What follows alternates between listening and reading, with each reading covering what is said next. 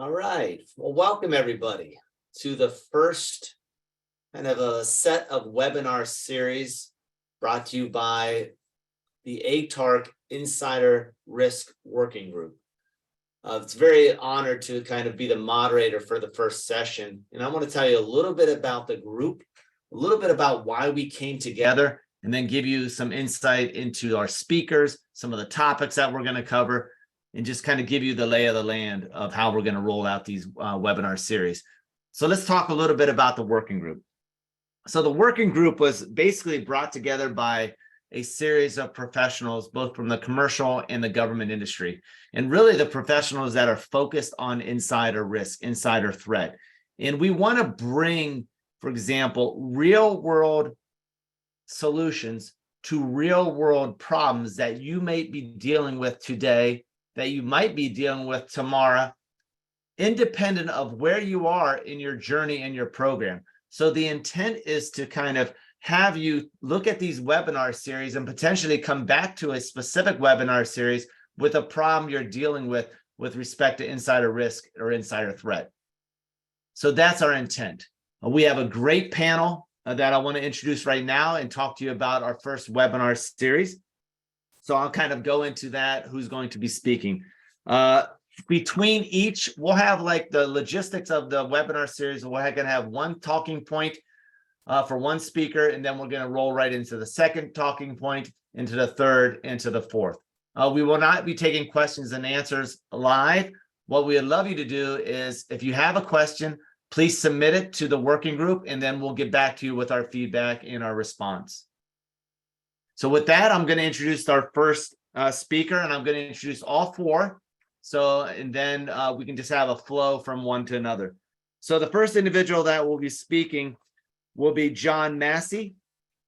John serves as the director of the Department of Air Force Counter Insider Threat Hub. He's been there since 2022, but his efforts have gone way beyond that, because John was a member of a number of roles, including at DCSA, which is the Defense Counterintelligence and Security Agency.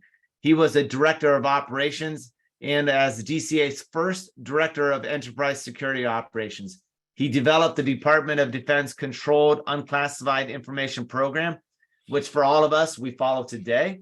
And he also led the planning and integration of SCIF accreditation, oversight management, as well as he managed the strategic development of new and emerging mission sets. John is a graduate of the Air War College, which is great. He also graduated University of Virginia, so he's a Cavalier, and also Radford University. So John will be leading us off in our first discussion. And then the next person that we'll be discussing kind of in our flow will be Pete Lapp. He's a retired FBI special agent. He's worked most of his career in counterintelligence, espionage, and economic espionage. He is the founder of a boutique kind of consulting firm which focuses on insider risk programs, which is key. He builds and kind of works with customers on the maturation. He helps build those programs. He also is involved heavily in training. So one of the topic areas Pete's going to talk about is how training is an integral part of insider risk. He also is an author. Pete wrote a book, which I can say I've never done. The book is called Queen of Cuba. It's on the Ana Belén Montes espionage investigation, and it's scheduled to release this fall of 2023. So look for a book coming your way by Pete. Another speaker that we're going to have is Michael Hudson. Michael Hudson started in law enforcement before spending 30 years in the Marine Corps as a helicopter pilot. So again, Michael, thanks for your service as well, for being in the Marine Corps that long. He commanded a squadron of a Marine Expeditionary Unit when he was not flying. He also has a significant intelligence background. He's retired in 2014 as a colonel. And today, Mike is the vice president of strategy and leads the suicide prevention efforts for ClearForce, which is a human capital risk company based in Tysons, Virginia. And that's a very big job to have, because as we talk about insider risk and insider threat, suicide prevention, being able to identify those behaviors is becoming a key component of the program. And then finally, and not least, we have Jared Quantz. 23 years in the CI in a human world. He spent 6 years in cyber, and he also has 12 years in insider threat. So Jared's one of our guys that have been around a while. So he's seen the good, the bad, and the ugly when it comes to insider threat and working across the programs. So he currently is the assistant director of the U.S. Coast Guard Counterintelligence and Human Service, assistant director for insider threat, and also is the United States Coast Guard Insider Threat Program Manager. He has a long standing, he's kind of founded some of the PMs for, kind of the program management initiatives for the Coast Guard. So he's kind of one that had the first fully operational capability of insider threat program within the executive branch. And that's a big accomplishment, especially early on when insider threat isn't as prominent as we're seeing it today. Also, we have another Marine in the house. So Jared also is United States Marine Corps. So thank him again for his service. He also spent time at Booz Allen as well as, other initiatives through his career. So he comes with different types of training, which includes also forensics examiner, which is key for, insider threat, being able to do that investigations, as well as other, foreign counterintelligence operations experience. So those are our 4 speakers. We're going to start with John Massey. We're going to follow on with Pete Lapp. We're going to talk with Michael Hudson, and finally, we're going to wrap it up with Jared Quantz. So as we move forward with it, the intent is to kind of give you some talking points, give you some bullet points that you can take back with you to your organization. So keep that in mind. As you're listening to this webinar, try to put yourself in the place of our speakers and how you would address a certain problem or how they're addressing this certain problem. Can you take that back to your organization and kind of highlight that within your team to kind of make sure it's becoming more efficient and even be more effective? So with that as a lead-in, I'm going to kind of turn it over to John. So Mr. John Massey, welcome to the show. One of the topics that we talked about as part of our, kind of our working group, and probably one of the biggest ones that came up, is this whole kind of topic around legal data privacy, how this impacts risk, insider risk programs, how you were able to kind of work within programs versus monitoring versus surveillance. So tell me a little bit about, when you talk to your organization, how do you get, like, for example, buy-in from your legal stakeholders when you're talking about monitoring versus surveillance and the whole data privacy? So if you can set the tone of how you address this within your organization. You're on mute, John.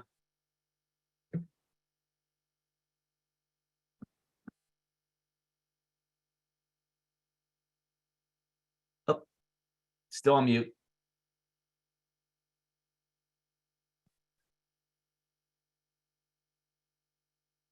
Let me see if I can help unmute you. So you might have to hit the bottom left down there. Might be a little mute button down there. So we're real time, everybody. So by the way, we're real time. This is live. All right. Hey, can you hear me now? Got you now. Yeah, I'm sorry. I was connected on my phone and I unmuted, but I guess I wasn't coming through on my phone. So I'll switch back over to the computer. But yeah, thank you for having me this afternoon. And first, I want to say, definitely am excited about all the great work that our working group is doing. And I'm really excited about the various topics that we're planning to talk about and discuss with the broader community in the months ahead. I think, we really want to provide a lot of value to our participants that join us for each of these upcoming webinars. And really today is kind of that sneak preview of what these topics are going to be about in the months ahead. So I encourage participants to kind of go back and tell their peers in this mission space and let them know about some of the great webinars that we have coming up. But to really answer your question about, how do we look at the legal and privacy aspects of a program? So I've worked in and out of insider threat and insider risk for many, many years in a number of different roles right now. And I think one of the important things about this mission area is that you have to understand, what are your operating authorities? What are those policies and regulations that you operate under. There are differences between government, industry, and academia, and the legal authorities and the policies that are informing your program. And there isn't necessarily a one-size-fits-all solution. So you really have to identify those governing documents to ensure you're within the scope and the authority of your regulation. I think that's really, really important. Once you've identified that, it's really going to help you determine who are those key players or those key stakeholders within your organization, and how do you effectively communicate with those stakeholders, specifically the legal ones. So your attorney, if you're with a government organization, your general counsel in industry or academia, in order to get their buy-in and get their support. We want to work with our general counsel to try to get to a yes. Sometimes a legal response may be, well, we can't do this and here's why. Look at what the problem is, understand what the problem is, understand what the authorities and the regulations you operate underneath of are, and then try to figure out what's your problem statement? What are you trying to accomplish? And how can you ultimately get to yes? And you can use that legal advocacy to really help you formulate a process that's going to help you be successful and help you operate within the confines of the law. So I think that's very, very important. Along the same lines, we're also going to talk about data and information and how we apply privacy principles in order to protect that information. When individuals work for an organization or work for a company, they may be concerned that this company has access to all my information, or I've signed different agreements or different documents saying that I'm not going to do certain things, or I'm subject to monitoring or subject to surveillance. We have to try our best to ensure that we inform employees of what they're subjected to, because in many cases we're holding them to a higher standard, especially if they have access to classified information. But more importantly, how are we protecting their data and their information? In a world where we're seeing a lot of leaks of information, we're seeing a lot of cyber events occur where different intrusions happen and personal data is stolen. We want to make sure that we are assuring workforces that we're protecting information. And we're also doing our due diligence with information, because again, we could be affecting somebody's career and livelihood when we're making decisions based on information that we have access to. The information must be protected, and we must be conscious about what we do with the information, who we share the information with, and more importantly, making sure that we have the correct information on the right individual too. Not making assumptions, but doing our job to resolve identities, to make sure if we're talking about John Smith in one aspect of information, we're talking about John Smith, the same John Smith, really across the spectrum. So I think, those are some of the topic areas we're going to discuss with legal and privacy aspects, but early engagement with those key players, with your general counsel, is absolutely critical to insider risk program success. And moving forward, you want to have that advocacy and have that buy-in. So John, this leads us to the second bullet I think is key for us, is that with your insider threat program, insider risk program, you have the need to bring in additional data sources, whether they're user activity monitoring, whether they're external data sources. You're just talking about different data sources. In the news, there's been a lot of discussion lately, whether it's in the Department of Defense or in the intelligence community or in commercial. When do you apply publicly available information? How do you use publicly available information responsibly within your program while still protecting those same data privacy and civil liberties you talked about just a moment ago? So can you explain, your interpretation of PAI and how that is brought into a program responsibly? Yeah, that's a great question. And PAI also kind of puts stop. Some people call it PAI, some people call it PAEI, so publicly available information or publicly available electronic information. And I like to use the term PAI, because to me, publicly available information includes information, and most of that information is found via electronic means. A lot of people think about PAI and they immediately, their mind goes to social media. But PAI encompasses much more than just social media. There's a lot of information in the public domain in this day and age. We live in the age of digital information where we can get information from a number of sources and data sets and bring that information together to paint a clear and more holistic risk picture of an individual. We have to be very careful, cautious, prudent, deliberate with respect to what we're doing with that information. We have to make sure we're taking publicly available information and we're really using it for the purposes of active insider threat or insider risk inquiries or investigations. And we have to make sure, again, we're vetting that information. Is it corroborated? Is it validated information? Is it an assumption? Another thing that's important to think about when using PAI is being very cautious and being very diligent about associations with other individuals or other entities that may not be under your purview per se, because sometimes that information does go into a file or does go on record, and it could be subjected to information requests.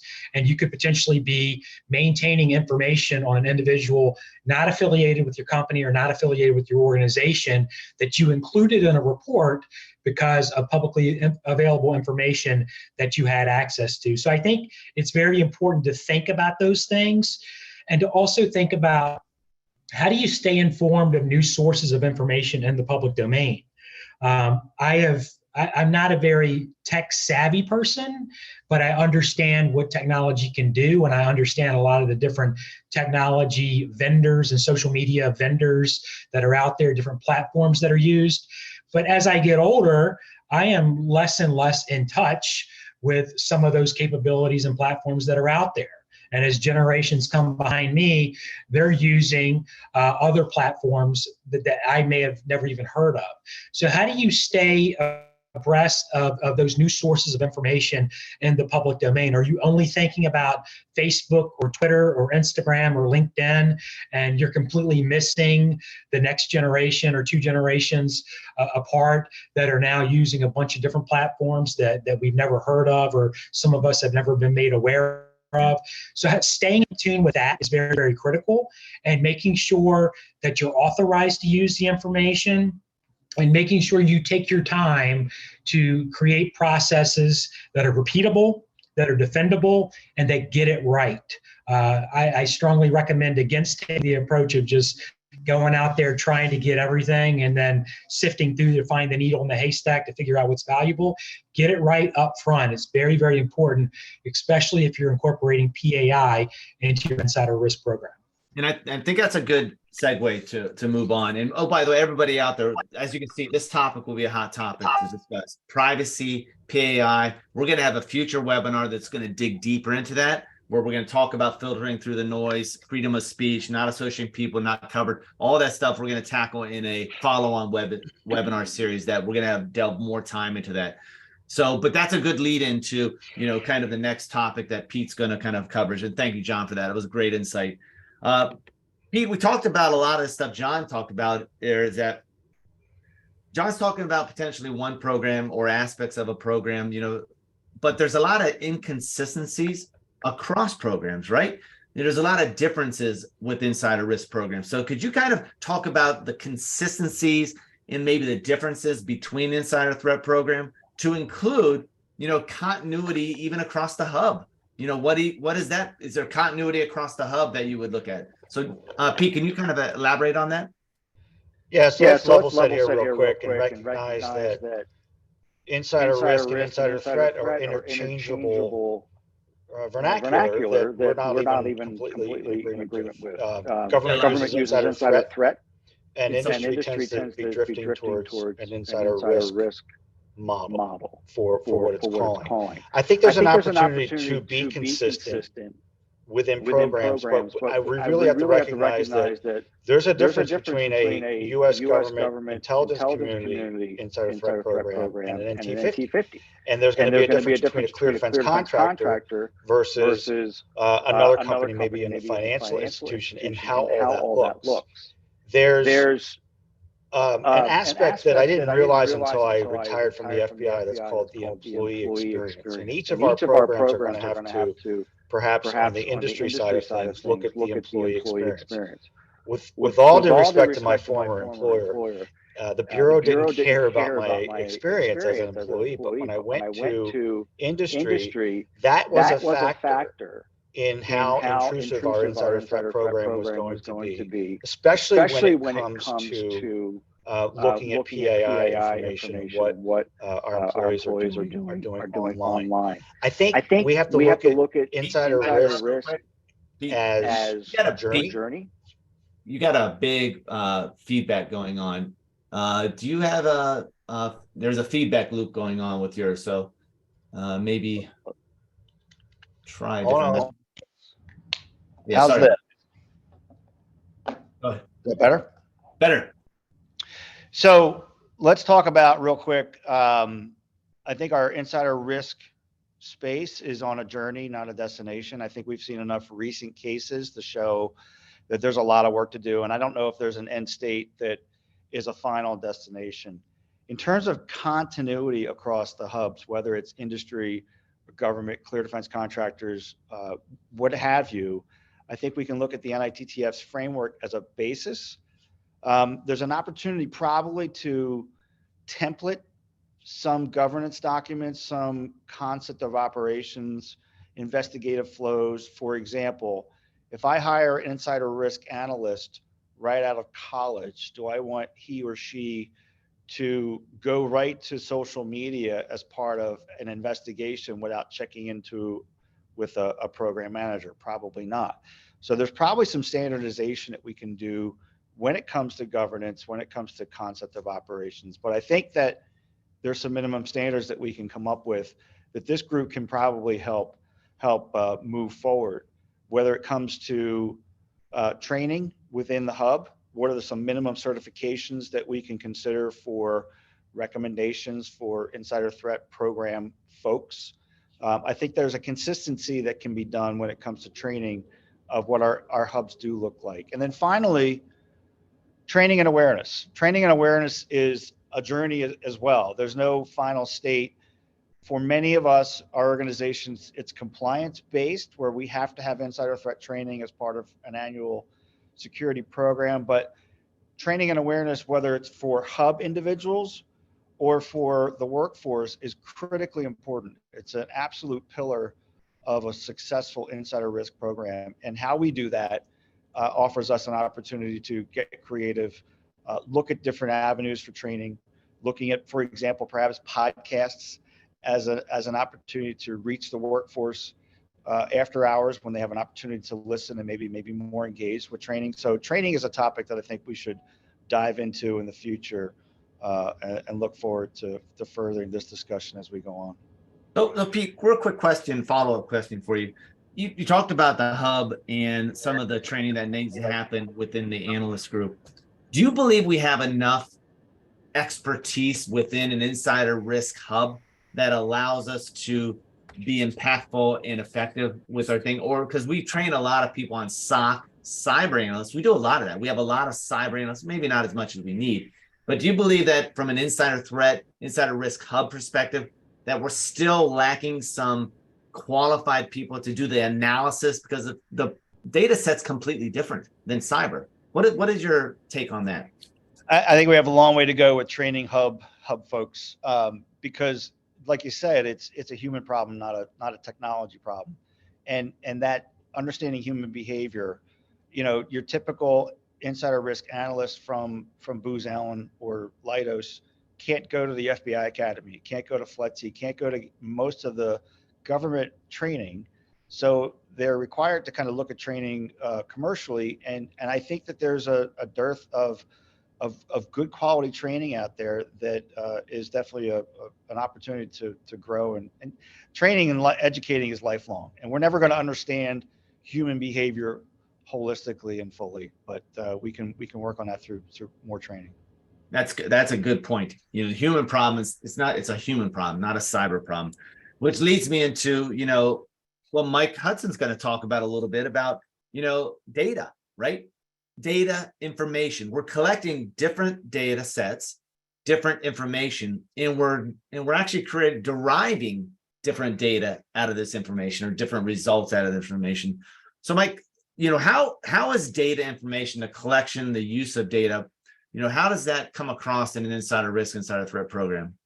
Yeah, Mike, good question to tee it up, and I'll try to be quick. I realize we're running a little bit long here, so I give Jared an opportunity as well. But a lot of good conversation already on what data. We're going to take it a couple steps down as we have the follow-on conversations, thinking of PAI or as PAEI, but the idea of PAI, but those have governing associated with it. So are we dealing with data that's protected, say, by the Fair Credit Reporting Act? And that clearly defines if you're going to compile how you use data. How do the CRAs, the credit reporting agencies, how do they think about that? And then the conversation around data also goes, we've been doing background checks in HR for such a long time, and now we're integrating some of those data in on the security side.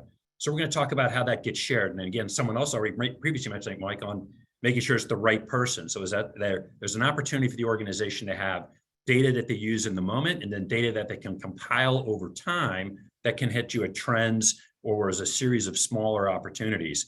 And that takes you to what kind of data should you collect? Some will talk about, well, I just need to get more data, I win, right? So it's a constant data acquisition strategy. Others might come in and say, well, maybe that's a small data solution, and I tie the data, to policy, as Peter talked about. And so I collect data that I can map to my organizational policy, so I have a use case and I have a level of oversight that says I'm using this data in order to fill in that blank. So that's a different way to think about the data. And then it's kind of comes down to it as a time-based acquisition strategy, or is it an event-based acquisition strategy? An antidote for that is think of Blockbuster. Those have been around as long as I have. Blockbuster was the king, right? But what did you do? You went there to get a video. You went to a particular area, section, that could be a topic. You worked your way through, you found what you wanted. Maybe you went somewhere else. You took that home, evaluated it, and came back. The idea of trying to find data that you think is important going to these big data warehouse, Blockbuster showed that ran that, and they were the king. Netflix shows up and says, I'm going to stream relevant data in real time tied to your triggers.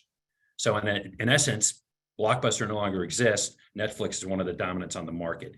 That's the idea of triggers. So maybe it's a data acquisition tied to a policy that's tied to a trigger. So you have a way to become aware of information when you need it, and events. If I set up a collection timeline, maybe it's the event timeline. When did that take place? Is it that time of the month to collect data on these individuals, right? And then the policy of the organization, I think, is equally important when you talk about data. You shouldn't just collect data to collect data. Back to the idea of the needle in the haystack. You should predefine what the needle is, and then you should look for data that supports the discovery of that needle. And I think that's another important way to kind of think about it. We got to talk about consent. When you talk about the data, there are programs that do what I would refer to as a surveillance model. The employees are blind to the fact that it's taking place. And there are others where there is consent. As a best practice, you should think about some of the California requirements under evergreening consent, or an annual reminder, if you will, that the organization is participating. We're going to talk a lot about that as well. And then the idea of how you use the data, the workflows, the processes. We're going to talk about the different users of data today. HR uses data, like we said, security, absolutely in this conversation, but legal's using data, as is compliance. We want to make sure that the organization is networking and integrating in a coherent fashion their use of their data as they turn that into information and eventually into actionable knowledge, right? All of that, I think, is super important as you go forward. And the idea of counterintelligence or law enforcement data, we're just going to tease out that some of the data is collected by organizations. You see this more in government or clear contractors. They like to use the data, it's after a particular use case, and they may or may not share laterally within the organization. Does that open a gap or a blind spot? How do they think through that? And then what the government already wrestles with is the idea of, and John talked about that, of using data in a way to bring it into an investigation. So I'll pause there and try to, Jared, push it over to you real quick, Mike, if that's okay. Look forward to talking to everybody more as we go forward. Thank you. Yeah, that's great. But I think you hit on some good points that you talked about all this, kind of bringing in different stakeholders, bringing in legal, HR, compliance, all that thing we talked about in maturing a program. But, that doesn't happen overnight. That didn't happen originally. And Jared, since you kind of worked early on in the programs, how has that matured? How has bringing in different stakeholders within your program, and some of the challenges you had, with including HR, legal, compliance, CI, within your program, and some of the lessons learned that you could talk to about including other stakeholders? Yeah, I mean, first of all, that's not at all what I thought I was going to start with. So let me take this out of the hip pocket. So the line of progression sort of was that originally, before any of this even exists, we run around and we tell all of these would-be future stakeholders what we're going to do, and everybody's on board.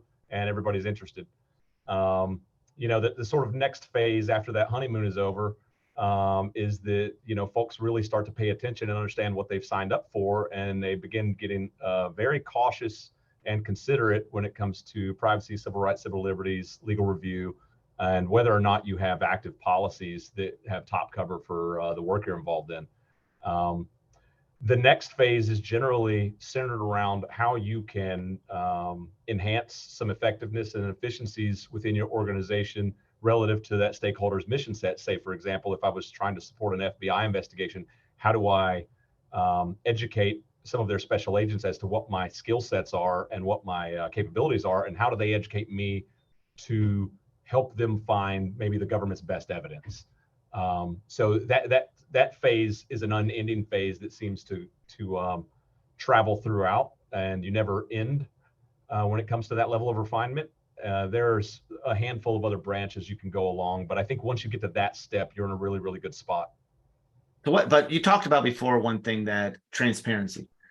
We talked about transparency with stakeholders, and what does that mean? And I think you mentioned when we had a pre-call, you talked about, is more transparency better or is it worse? Where's that balance with transparency with stakeholders and how your program is being, run, and your maturity of your program? Where do you sit in that for how much, what transparency level should be or shouldn't be? Yeah, luckily for us, we started off very, very early on. We sat down and developed an ethos, and I think I could summarize it by saying maximize time and minimize force. So detect and report early and with a light hand, and be as human as you possibly can. Transparency for me, from a philosophical perspective, came across with user activity monitoring being the number one big thing we were changing about the world from an insider threat perspective. It sort of reminded me of the watchtower, the single guard watchtower. I think they call it panopticon or something like that. And the idea was that I didn't want to, if I'm going to have this requirement to annually go around and remind everybody that I'm here, remind everybody what my capabilities are, there's a level of transparency where I'm going to be inducing a little bit of what I thought to be undue strain and stress onto the workforce by reminding them that I have this capability to look inside, while I may be marketing it to them as the ability to keep them safe from other insiders. They could easily walk away believing that I'm using that for no good. So transparency is good conceptually because it lets everybody know that you're not hiding everything from them, but too much transparency and people can grow fearful of what they think you might do with the access that you've been given. So again, there's a line of diminishing returns in there somewhere. And when we originally started off, we tried to keep everything as close to our chest as we could until we could really see plainly what the appetite and tolerance levels were, and we could slowly roll out to the line for transparency that we wanted to approach. So if you look at your program, and this is one final question, and apologize, we're over a couple minutes, but I think this is a great topic that I think we should spend a couple more minutes on. Stakeholder engagement, communications is key. But if you look at where your program sits today and the maturity level of your program, are there gaps where you feel that you still need to cover? Because you've been doing this for 12 years. You've established a program, but you're learning every day about your program, and you're learning of what's worked and what has not worked. Do you see any gaps that potentially that you have within your program that, if I need to close these gaps, or things that you might want to focus in on, or since you're at a very mature level of a program that you still have to do today, always learning? Yeah, I mean, if I've got time to hit 3, and if I can remember all 3 by the time that I'm done, then we'll be good to go. There was a gap early on that was created by just a wrong way of thinking. In 2010, we thought when we were starting to plan things, we thought we were going to be using behavioral scientists on staff. So we set ourselves up to head in that direction. What we didn't realize is just how much data we were going to be aggregating. So we had a data science gap. So we dumped the behavior science gap for the data science gap. Not really ever needing a behavioral scientist because the DIPMAC had one on staff that we could queue up to use as we needed. So we didn't really have to staff that. So that was one gap, and we filled that. The next one showed up as a after action, and this is an currently unfilled gap after action from the Christopher Hassan case, and that was our inability to effectively communicate information back and forth between the Coast Guard Insider Threat Program and the contract security guard force that does access control for our individual installations. We have installations everywhere, so we have a large headquarters here, St. Elizabeth's in DC. There's a contract security guard force there. They had actually noticed some indicators that we found out after the fact on the day that Hassan was arrested. There were some indicators that they were aware of. And even today, I still don't have an effective way to get those, any indicators like that communicated to me. Wow. So that's a second one. I forecast that I would forget the third, and I think I already have. But yeah, well, okay. How about we let the third one up? We'll tee the third one up, and it's kind of like a teaser for the crowd. For anybody out there in the webinar, you'll have to come back to the next series and kind of listen to Jared's third point. We're not going to give it away now. So that's a great segue into the follow-ups. Yeah, so we'll get that one taken care of. So, all right, so this was our first shot at our webinar series. As you can see, we have some technical glitches we're working through, and we have some timing we're working through, but I think overall this is a good first one that we did. As you can see, the topics will lead into the next webinar series. So we're not done talking about data privacy. We're definitely not done talking about, how to have a consistent program. We're not done talking about data, as Mike brought up, and we're definitely not talking about how your program is going to evolve. So look for follow-on. Be in tune for it. Go to the website. We'll have follow-on webinar series that we're going to put out to everybody. So with that said, I'm going to kind of close up this session. Again, thanks for hanging around for another 6 minutes. We went over a little time, but really appreciate everybody's efforts. Appreciate John Massey, Pete Lab, Michael Hudson, Jared Quantz for kind of leading the initial conversations. And like we talked about before, our webinar series is for you, the practitioners, the people that are responsible for implementing insider risk, insider threat programs. And we want to make it useful for you. So if you have feedback, please give us a feedback, and we'll work off what works best for everybody. Okay. So with that, we'll sign off. Thanks again for everybody's contribution. And Elizabeth, if you have anything to add, please jump in now. Nope, that was it. Thank you, everyone. Just wanted to share some information on our next webinar on April 20th, as you can see on the screen. So thanks, everyone, and we'll see you at the next one. All right, take care.